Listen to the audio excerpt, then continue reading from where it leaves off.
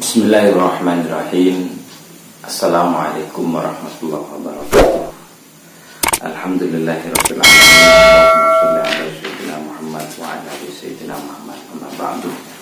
Alhamdulillah, segala puji bagi Allah. Sekali lagi patut kita haturkan atas berkat dan rahmatnya kita bisa melanjutkan kajian kita, yaitu kitab Nasha'ihul Ibad. Tepatnya pada malam ini kita masuk pada maqalah yang ke-35 yang menjelaskan tentang bungkus agama atau pelindung agama. Penjelasannya bagaimana lebih lanjutnya, baik kita buka dulu kajian kita dengan pembacaan surat Al-Fatihah. Al-Hadinah wa la kulli niyatin shalawat khususan li mu'allif hadzal kitab asy-syai'an Nawawi al-Bantani wa nafa'ana bihi wa bi ulumi fid dharain min wa liqad hajatina min hawaijid dunya al-akhirah sallallahu maqasidana wa yassarallahu umurana muratina. Al-Fatihah. A'udzu billahi minasyaitonir rajim. Bismillahirrahmanirrahim. Alhamdulillahirabbil alamin arrahmanir rahim maliki yaumiddin iyyaka na'budu wa iyyaka nasta'in ihdinas siratal mustaqim siratal ladzina an'amta 'alaihim ghairil maghdubi 'alaihim waladdallin. Amin. Bismillahirrahmanirrahim. Wa qad qala al-musannifu rahimahumullahu ta'ala wa nafa'ana bihi wa bi 'ulumihi fid dharain. Amin amin wa ya mujibas sa'ilin. Wal maqalatu tawidahu al-khamisatu kang kaping 5 wa salasuna lan 30 iku an hamidil laqafi dan riwayatake saking Hamid al-Laqaf rahimahu mugi melasi ing Hamid sinten Allah ana satemene Hamid iku atahu nekani ing Hamid sapa rajulun wong lanang. Faqala moko nuli takon sapa rajul lahu maring Hamid, usini nyatane pitakon usini awe wasiat sira ing ingsun ai bima tegese kelawan perkara yanfa'uni kang manfaati apa ma ing ingsun fitine ing dalam urusan agama. Jadi ceritanya Syekh Hamid al-Laqaf itu didatangi oleh seorang laki-laki dan bertanya, "Ya Syekh, tolong berikan aku nasihat yang bermanfaat untuk agamaku." Lalu apa jawaban Syekh Hamid al-Laqaf? Faqala moko nuli jawab sinten Syekh Hamid, ij'al nyatane penjawab ij'al ladina sapa sira lidinika mare agama sira ghilafan ing kantong kaghilafil mushafi hale kaya kantonge mushaf wa huwa utawi ghilaf iku ma perkara yasunuhu kang bisa njaga apa ma aniddanasi saking kotoran. Jadi jawaban Syekh Hamid kepada rajul itu mengatakan, jadikan agamamu atau carilah kantong untuk agamamu, carilah bungkus untuk agamamu, carilah pelindung untuk agama. Kilalah. Nah, apa maksudnya bungkusnya agama? Apa maksudnya pelindungnya agama? Kata si rajul kan? Iya, ditanyakan oleh si rajul. Kila dan ketika kilahu maring Hamid. Ma iku opo ghilafuddin utawi kantonge agama utawa bungkuse agama.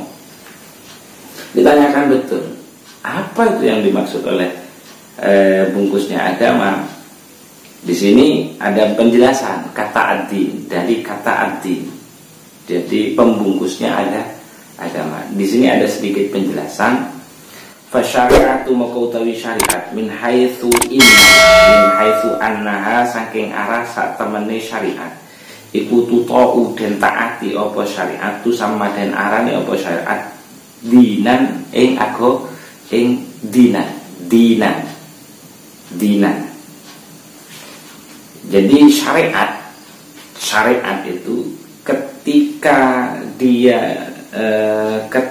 dia dianggap sebagai sesuatu yang harus ditaati, maka syariat itu dinamakan dengan ad-din, yang kita maksud memiliki arti agama.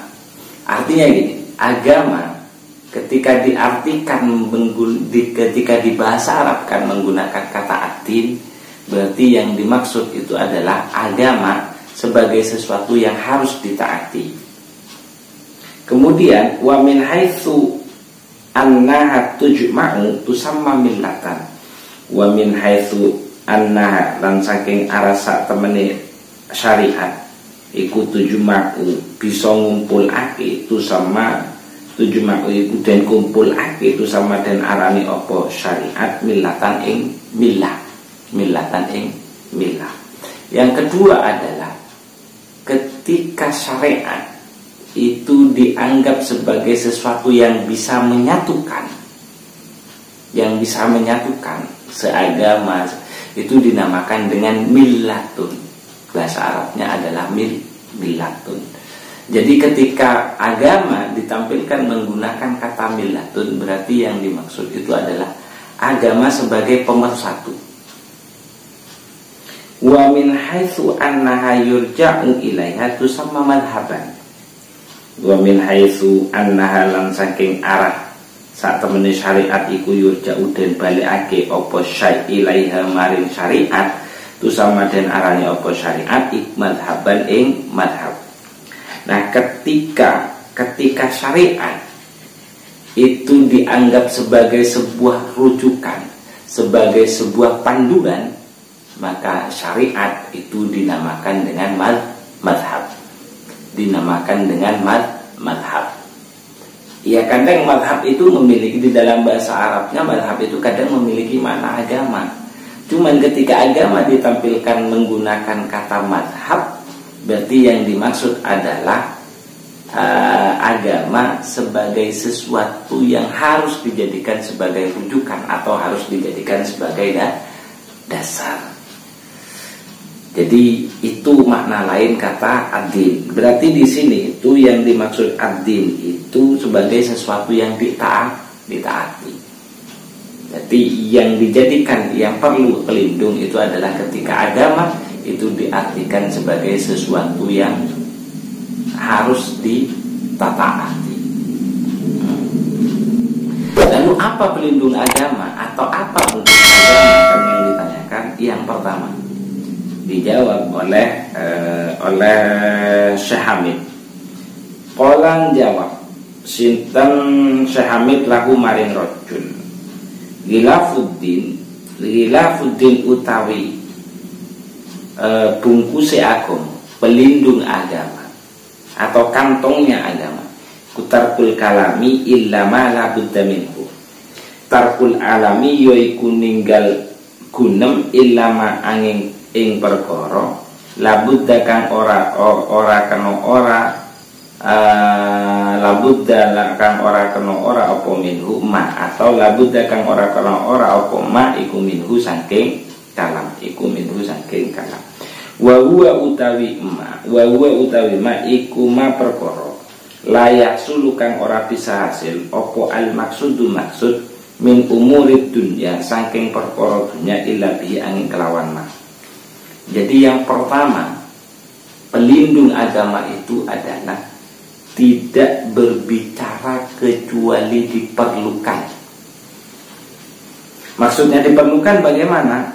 Maksudnya diperlukan adalah segala hal yang kita maksudkan dari dunia, yang kita hendaki dari dunia, itu tidak akan bisa tercapai kecuali harus menggunakan, harus berbicara. Seperti contoh lah, kita mau minum, ya kan? Atau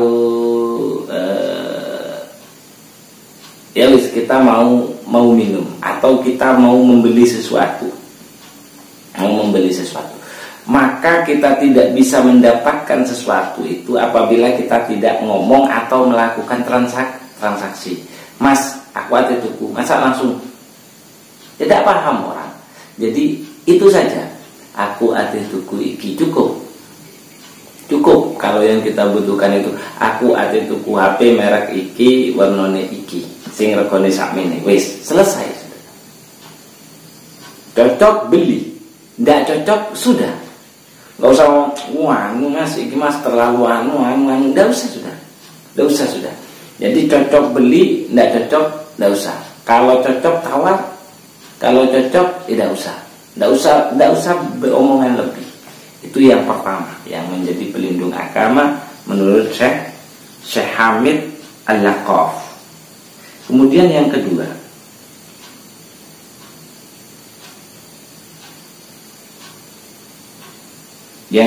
itu adalah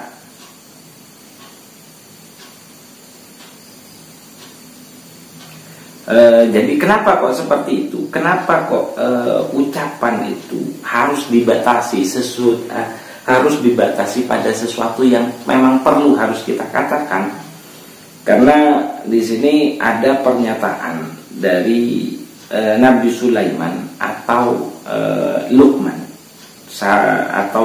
Luqman ini menurut pendapat yang kuat adalah kekasih Allah. Qala dawuhipun Sulaimanu alaihi mugi tetep ngatasi Nabi Sulaiman assalamu ta keselamatan au Luqmanu utawa Luqman. Dawuh beliau itu adalah idza kana ing dalem are kalane ana apa al kalamu gunem utawa ngomong iku min fiddatin saking perak kana moko ana apa asal kutu iku min dabin saking emas. Kata Nabi Sulaiman atau kata Luqmanul Hakim, beliau berkata seandainya berbicara itu setara dengan perak, maka diam itu setara dengan emas, artinya lebih tinggi nilainya. Jadi nilainya orang diam, tidak banyak bicara, itu justru lebih baik daripada orang yang banyak omongnya. Meskipun itu sama-sama benar, yang artinya adalah wal makna utawi maknane iku idza kana ing dalem ari kalane ono opo al kalam ngomong fil khairi ing dalem kebagusan iku kal fiddati koyo fil khairi kal fiddati koyo emas iku hasanan rupa bagus karena moko ono opo asukutu anis syari menang anis syari saking keolokan iku kadzabi koyo dene emas fil husni ing dalam kebagusane indah wis tutup apa qaulus Sulaiman au Luqman, yang maknanya adalah jika berbicara kebaikan itu setara dengan harganya emas, ya kan, kebaikannya kalau dinilai itu seperti apa, maka diam atas kejelekan, artinya tidak berbicara sesuatu yang sifatnya jelek, itu seperti halnya nilainya seperti halnya emas di dalam kebaikannya. Jadi kalau kita berbicara baik, nilai kebaikannya itu setara dengan emas, maka diamnya kita menjaga mulut, menjaga kita berbicara agar kita tidak berbicara yang maksiat atau berbicara yang jelek, itu setara kebaikannya dengan emas, tetap lebih tinggi. Jadi kalau bicara kita takut salah, mending diam. Meskipun yang harus kita bicarakan itu adalah hal yang baik, itu loh. Itu maksudnya as-suqutu anis syarri, ngedoi saking itu.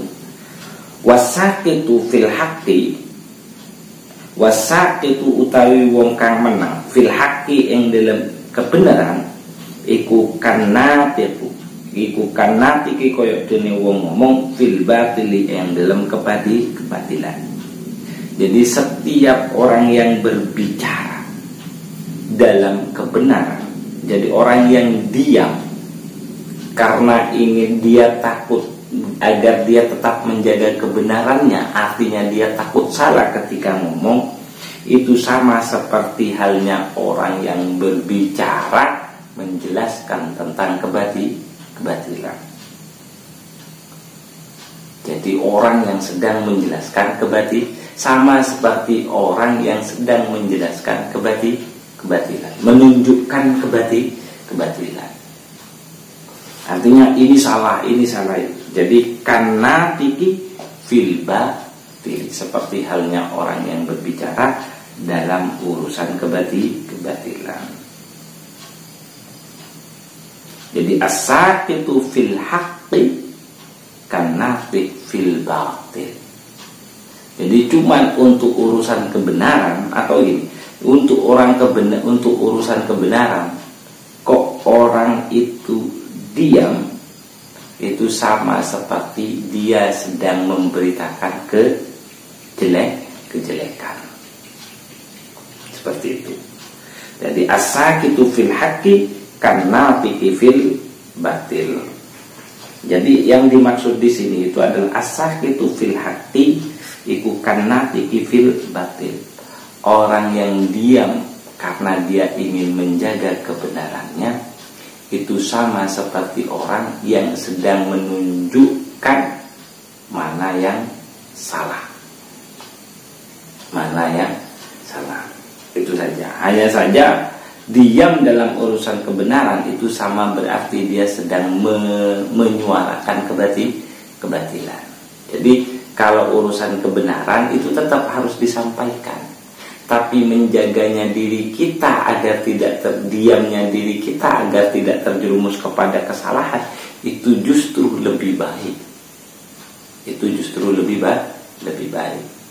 Meskipun kita tahu tidak menyuarakan kebenaran itu sama seperti kita sedang menceritakan keburukan.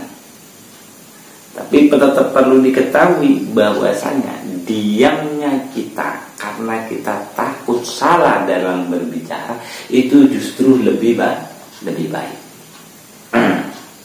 Itu. Jadi yang pertama, pelindung agama itu adalah menjaga tutur kata, tidak membicarakan sesuatu yang tidak dibutuhkan. Lalu yang kedua adalah watar dunya utawi ninggal dunya utawi hilafudin iku ninggal dunya minal amtiati saking bondo illa ma angin perkara labudda kang ora kena ora apa minhu emak wa utawi emak iku ma perkara la tahsulu kang ora hasil apa al hajatu hajat illa bihi angin kelawan emak. Yang kedua adalah meninggalkan harta dunia dan hanya menggunakan sesuatu yang dibutuhkan saja dari dunia, meninggalkan harta dunia dan hanya mengambil sesuatu yang dibutuhkan saja. Itu adalah penjaga agama. Dan yang terakhir adalah wa tarkul mukhalatatin nas illa ma la budda. Watarkul mukhalatati lan ninggal maring serang nyerawungi manungsa illa ma angin ing dalam urusan perkara la budda kang ora kono ora apa minhu ma wa wa utawi ma la budda minhu iku ma perkara la yahsulu kang ora bisa hasil apa al matlubu perkara kang den supre illa bihi angin kelawan ma illa bihi angin kelawan emas. Jadi yang terakhir itu adalah kita tidak banyak mukhalatoh, berkumpul dengan perkumpulan yang tidak ada manfaatnya. Jadi jagongan, khoyal, ngopi-ngopi, tapi tidak, ya cuman sekedar ngobrol saja. Itu hindari. Karena itu bagian dari pelindung agama. Ya jelas. Karena ngobrol-ngobrol ngopi akhirnya nanti kita akan riba. Karena ngobrol-ngobrol ngopi akhirnya kita akan ngerasani. Ketika ngobrol-ngobrol ngopi atau yang lainnya akhirnya kita akan membicarakan kejelekan orang lain.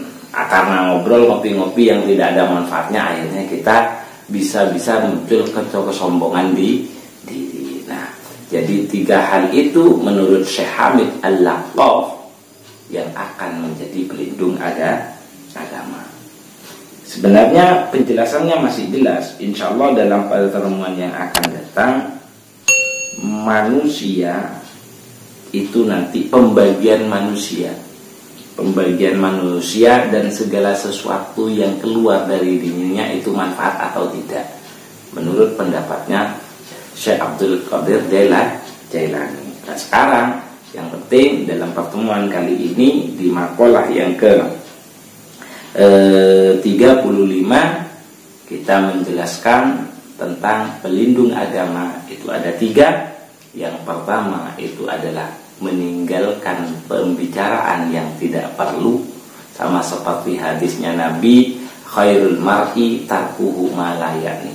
Sebaik-baik manusia itu meninggalkan segala sesuatu yang tidak dibutuhkan, baik itu dari pembicaraan, baik itu dari urusan duniawi, ataupun itu dalam kehidupan sosial.